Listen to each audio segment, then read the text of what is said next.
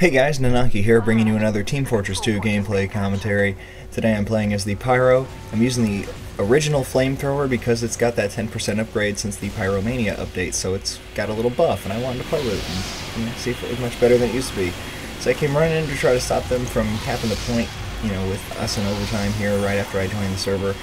I saw my team was just on the verge of defeat, so I just kind of went in kamikaze style, and I managed to clear people off the point, but I didn't see the soldier hiding off to the side.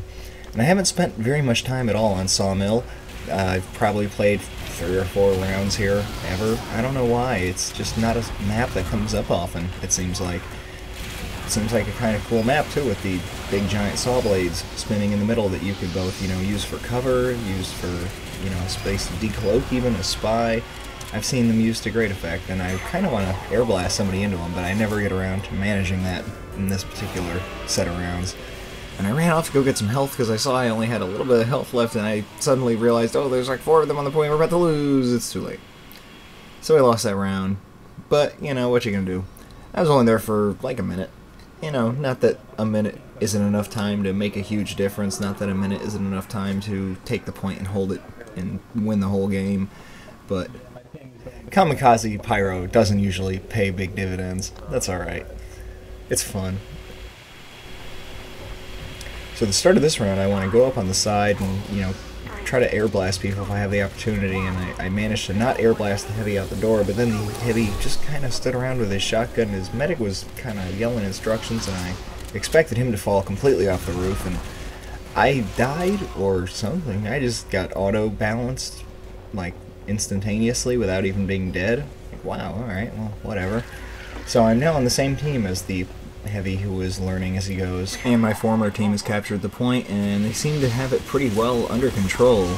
I see, the medic heavy combo in the middle. Your medic's gone, and I'm out. See ya. Run by stabbing has taken care of the medic. So I'm heading back in, and I kind of wanted to, air blast some grenades, and I thought, yeah, I'll leave him go to the point. I was like, you know what, no, I'm going to chase him down. I was like, medic, go heal somebody else. I will chase this guy, and you know what? The reserve shooter can still get crits. Its only downside is that 3 rounds instead of 6 maximum capacity. Other than that, it is pretty much just awesome in a smaller package. So I use it all the time now as a secondary. The fact that I can take out like a mini sentry with it from like medium range, whereas before with the flare gun or something you just weren't doing that. It was like, yeah, I like it too much. And right here I got crits as a Pyro, which immediately I was like, alright, well, I guess I'll just charge straight in the direction that people might be and cross my fingers. And I did get to him right kind of before it ran out, and I don't know if I got that scout or not, or if he had time to run off, run back to spawn, get health somewhere else. I didn't even know really where to find health in this map other than the 2 little small health boxes that are spawned on top of the blade paths.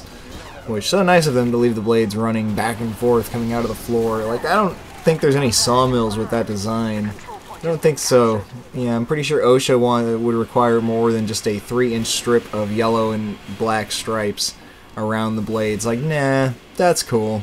So I was looking for ammo here, and there's ammo. Alright, I'm happy. Now I can go burn people. So heading around to the side entrance to see what I can find, and hopefully catch some people heading in for the point. I catch 2 medics and a heavy. A bird in the hand is worth 2 in the bush. I'm better off just chasing the medic who has cut himself off from retreat than trying to chase down the one who is getting away and could very easily get away even if I chased him. That way I assure the death of at least the one.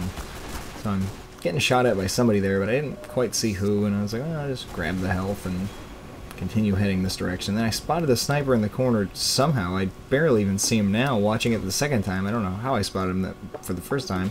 And in the water, he had his melee out like he was thinking like, oh, pyros are useless underwater. Oh my god, a shotgun. That's what I imagine he must have thought. And god, I love that compression blast. Trying to feel out what the limit of the range is on it is kind of a tricky thing, because trying to play for that limit of range, if you get him, and oh wow, that was great, I can't believe I got him. If you don't, then it's like, oh gee, I'm a noob. So there's no in-between with that. You either execute perfectly and kill everybody, or you execute horribly and kill no one. Yeah, kind of like reflecting rockets. And I was almost afraid I got backstabbed there, but no, one of their several scouts shot me to death in that particular moment. And I was really glad when they made the update to the reflections that made them do mini crit damage instead of just normal damage, because I felt like that's appropriate, because reflections are probably one of the more difficult things to accomplish properly. And I was trying to wade in on that heavy, kind of going left and right, and hoping he wouldn't shoot me, and yeah, he shot me down real well and efficiently, and I saw a spy right behind him and kind of thought, oh well, you know, at least our spy will probably get him. I saw him pick that medic earlier, maybe that was before I got team swapped, I don't know. Unfortunately, that time I did get backstabbed by the guy that was kind of on top of me, and that was kind of frustrating because I lit him on fire and I saw him clearly move to my left, and I kind of tried to spin left at the same time as he passed me, but as soon as you're kind of next to a spy, if they're looking in the right direction, they've got you. That's it. Game over. You're done. So once again, I'm kind of charging into the middle of the point and just trying to light everybody on fire. And unlike with the degreaser, the afterburn on the normal flamethrower is full power, so that's kind of nice. And I'm not super used to that because I do normally play with the degreaser, because the additional speed of switching weapons makes it just much more ideal for using the reserve shooter. When you puff people with the regular flamethrower, you kind of have to puff them fairly high. Like right there, I puffed but missed. I wasn't quite close enough, or the angle of the roof caught him funny. Something. Whatever the case was, they're on the point trying to get it. We've only got 9 seconds left and we're in overtime, and God, there's a whole lot of them on the point, and I just, you know, charge in, burning everyone the best I can, and kind of cross my fingers. And from my dead cam, I see that, you know, hopefully my flames assisted the heavy medic and dual scout pair that have retained possession of the point, and we won that round in double overtime, which is exactly what I want to see, which is also brings me to, you know, the next round. I like the way that started there. I was pretty happy with the way the last round had went, and trying to mimic to the best of my ability the new Pyro taunt that I don't have. I like the old one better anyway, even if the new one does have its own soundtrack. Right here's a great example of, with the degreaser, I would have time to puff and blast, and then probably switch and puff again if he wasn't quite going to clear the roof, because I was pretty sure the first puff was not going to make him clear the roof. And I saw that spy coming out of their spawn, and I thought to myself, you know, I have been lit on fire plenty of times by pyros at about this range, and so I just kind of chased him down, and I went for the heavy there, and I managed to distract him and blast his medic up into the corner, and you know, as soon as I was even had the heavy on fire, I knew I was like, switch to the medic. You know, I even questioned at that point, like, you know, maybe I shouldn't have lit the heavy on fire. Maybe I should have gone for the medic first.